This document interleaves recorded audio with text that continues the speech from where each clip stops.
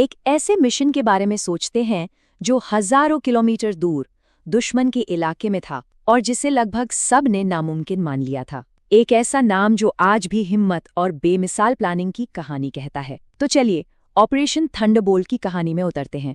ये तारीख इतिहास के पन्नों में हमेशा के लिए दर्ज हो गई। 4 जुलाई 1976, एक ऐसी रात जब एक नामुमकिन सा लगने वाला मिशन हकीकत बन गया। पर सवाल ये है कि ये सब शुरू कैसे हुआ। कहानी की शुरुआत होती है एक बिल्कुल आम सी उड़ान से, जो देखते ही देखते कुछ ही घंटों में एक बहुत बड़े अंतर्राष्ट्रीय संकट में बदल गई। तो तारीख थी 27 जून 1976। एयर फ्रांस की फ्लाइट 139 ने तेल अवीव से पेरिस के लिए उड़ान भरी। सब कुछ बिल्कुल नॉर्मल था। प्लेन में 248 यात्री और 12 क्रू मेंबर्स सवार थे। सब अपनी मंजिल पर पहुंचने का इंतजार कर रहे थे। लेकिन जैसे ही प्लेन ने एथेंस से उड़ान भरी, 4 हथियारबंद लोगों ने उसे अपने कब्जे में ले लिया। पायलट को मजबूर किया गया कि वो प्लेन को अफ्रीका की तरफ मोड़े और कुछ ही घंटों के अंदर प्लेन युगांडा के एंटबे एयरपोर्ट पर था। यहां से बंधकों के लिए असली खौफ का दौर शुरू होने वाला था। वहां जो हुआ वो और भी चौंकाने वाला था। अपहरणकर्ताओं ने यात्रियों को 2 ग्रुप्स में बांट दिया। जो गैर इजरायली थे उन्हें तो धीरे धीरे छोड़ दिया गया, लेकिन इजरायली और यहूदी यात्रियों को अलग करके एक पुरानी टर्मिनल बिल्डिंग में कैद कर लिया गया। अब उनका असली मकसद बिल्कुल साफ हो चुका था। अपहरणकर्ताओं का पैगाम एकदम साफ और डरावना था। उन्होंने अपनी मांगें रखी और एक डेडलाइन दे दी।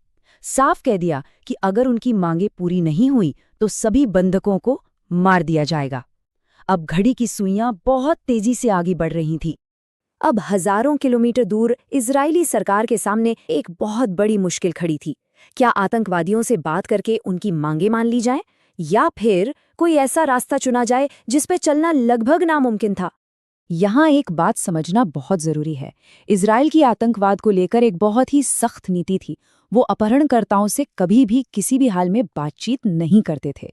ये सिर्फ एक पॉलिसी नहीं थी, बल्कि उनकी नेशनल सिक्योरिटी का एक अहम हिस्सा थी।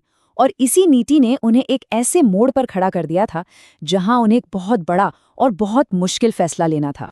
और फिर कई घंटों की तनाव भरी मीटिंग्स के बाद वो ऐतिहासिक फैसला लिया गया। आतंकवादियों से कोई डील नहीं होगी, बल्कि इतिहास के सबसे साहसी, सबसे दुस्साहसी बचाव अभियानों में से एक की योजना बनाई जाएगी। इस मिशन को एक नाम दिया गया जो इसके इरादों की तरह ही दमदार था, ऑपरेशन थंडरबोल्ट। इस मिशन की जो सबसे बड़ी चुनौती थी वो थी दूरी, 4000 किलोमीटर। जरा अंदाजा लगाइए ये कितना होता है। भारत के एक कोने से दूसरे कोने की दूरी से भी ज्यादा। रेस्क्यू फोर्स को इतना लंबा सफर तय करना था, वो भी दुश्मन के इलाके के ऊपर से, और किसी को कानोकान खबर भी ना हो। प्लान जितना जबरदस्त था उतना ही खतरनाक भी।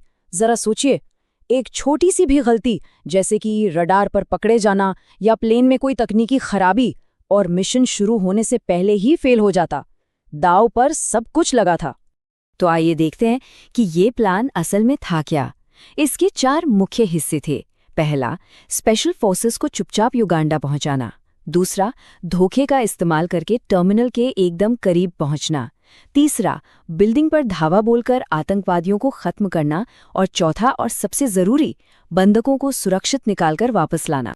और इस पूरे प्लान का सबसे जीनियस हिस्सा था धोखे का इस्तेमाल। कमांडो अपने साथ एक काली मर्सिडीज कार लेकर आए थे, और ये कोई आम कार नहीं थी। ये हूबहू युगांडा के तानाशाह ईदी अमीन की कार जैसी थी। आइडिया ये था कि एयरपोर्ट के गार्ड्स को कुछ पलों के लिए धोखा दिया जाए, ताकि कमांडो बिना किसी रोक टोक के सीधा टर्मिनल तक पहुंच सके। और फिर वो रात आई, 3 जुलाई की देर रात, जब ऑपरेशन शुरू हुआ। अब माहौल में टेंशन और एक्शन दोनों एक साथ अपने चरम पर थे। इस बात पर यकीन करना थोड़ा मुश्किल है, लेकिन टर्मिनल के अंदर की पूरी गोलीबारी, मतलब मिशन का सबसे खतरनाक हिस्सा, जानते हैं कितनी देर चला? सिर्फ 90 सेकंड। जी हां, 90 सेकंड्स। जैसे ही कमांडो की गाड़ी टर्मिनल के पास रुकी, वो फौरन बिल्डिंग की तरफ भागे, और अचानक गोलियों की आवाज से पूरी बिल्डिंग गूंज उठी। एक्शन शुरू हो चुका था।